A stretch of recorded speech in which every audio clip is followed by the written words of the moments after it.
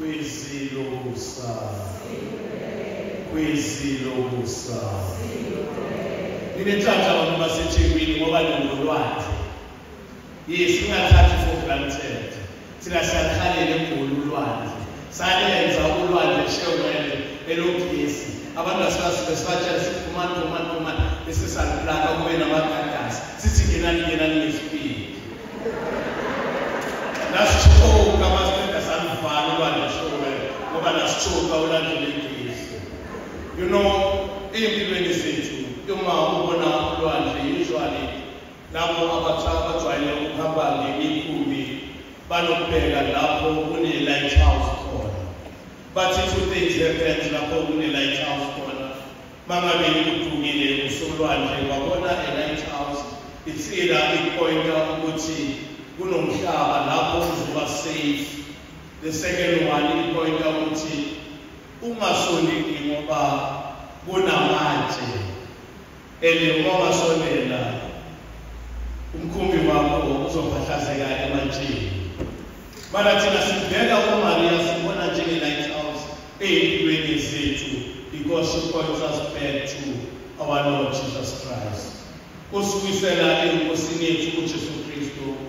Ngeyini besikupha umkhosi obaluleke kakhulu nge-Immaculate Conception of Mary. Lapha eThekwini is a feast day.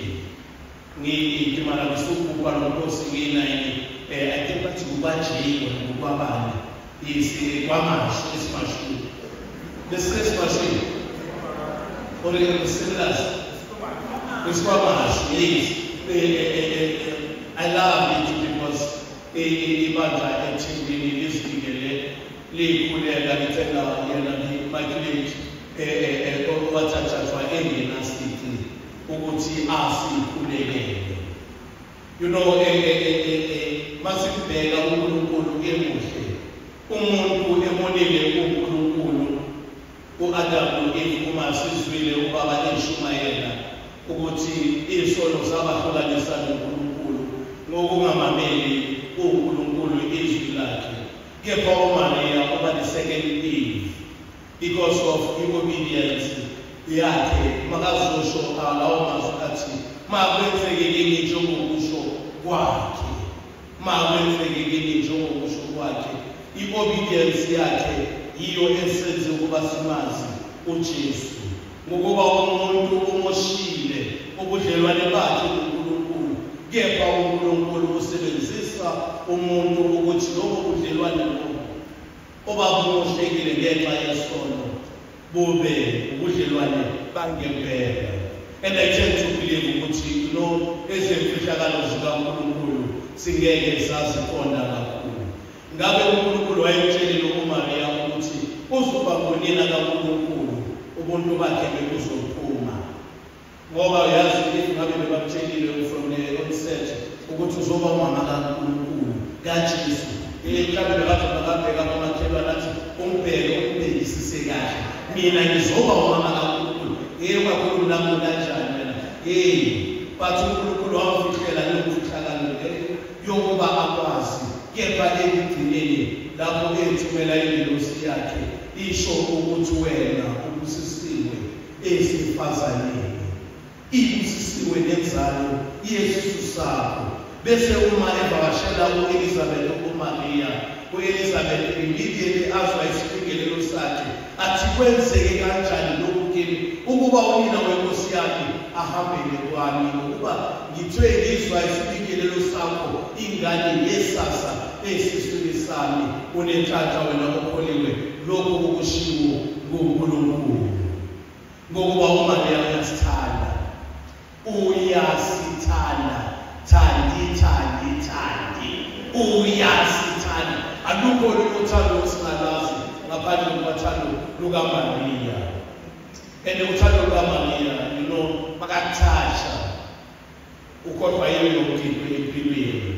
Noma ngabe uzwe ubuhlungu bakho obuhlanganisa nobuhlungu bakhe ngokuba uye owezwa ubuhlungu obukhulu nxa ebona indodana yakhe ibulawa onqamezweni.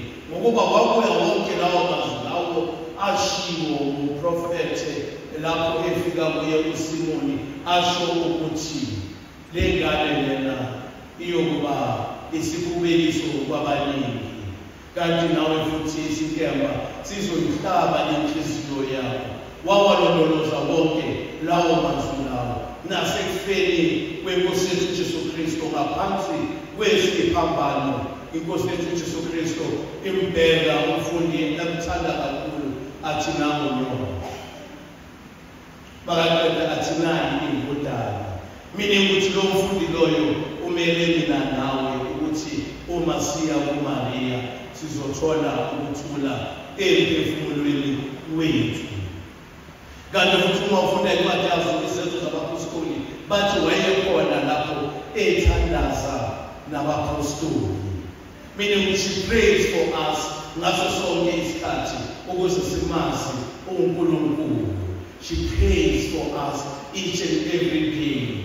And uma esikhulekela ufuna ukuba senze lokho okuthandwa indodana yakhe, njengoba indodana yakhe emshadweni eKanana bathi befika uMaria unina waya wathi kabasena wayini.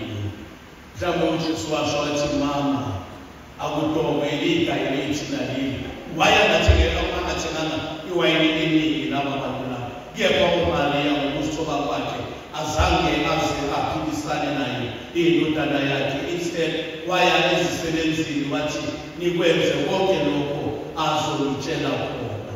Nathi kuningi asitshela khona ukuba sikwenze uJesu, manomkhulu ukuba sikwenze ukuba simthande uMaria, ngokuba uma sithanda uMaria sithanda uJesu. Kanti masithanda uJesu sithanda uMaria. Uma sizwisa ubuhlungu uMaria sizwisa uJesu ubuhlungu. Kunesithombe sikaMaria nesikaJesu lapho baveza khona inhliziyo eyingcwele kaJesu bese kuba ne-immaculate heart. Meaning ukuthi uma ezwa ubuhlungu uJesu nenhliziyo kaMaria izwa ubuhlungu. Uma ezwa ukujabula uJesu nenhliziyo kaMaria iyathokoza kakhulu. Kakhulu futhi njengoba besesithandazile nalo iRosary noma ukuthandaza is not easy until you fall into the rhythm of ukuthi uthandaze. And masothandaza uma uphethe iRosary kuba ngathi uphethe isandla sikaMaria, yiso isikuholayo.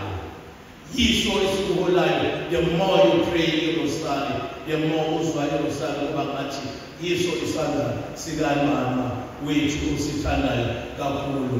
Bathe ngingadli isikhathi hlatshwayo ayidingi udlalele indima yakho ngoba sibathe at least 5 to 10 maximum 15 minutes. Yes, never doubt the power of Maria. Kuna lisifika una try to suit uhambe ke lisona isikalwana ngibani suit kule tolo mala sikula lisuit tamufala mithanga ujoy. It's very rosary, it's very rosary,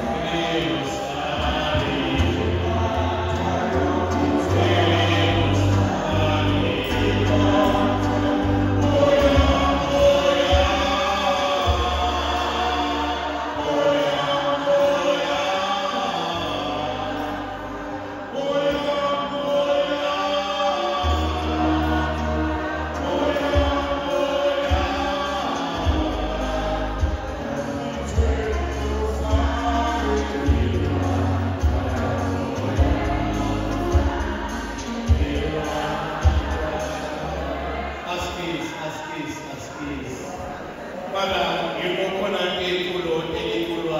I think Unati, I think Unati, Ati Asiri Yama, Silwani Moya. Therefore, O Masisa Maria, she knows which Moya, on our own we cannot defeat them. Mara, O Masimbega Pambi, Goye, Ozoswela Nayo, Yemi Moya Lena, Gogoba Ungonina Ositanayo, Ungonina Osinaginayo, Ungonina Ositasayo, Ngaso Soke, Esikati. The last songs of Kulela Niwan, Angwazo Tula, Marahen Alfunda Ikea, the Tulo Lady, a Magnificat. Lord, generations,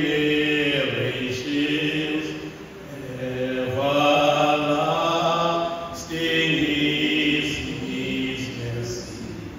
To the people He has chosen as His own, and He have been here.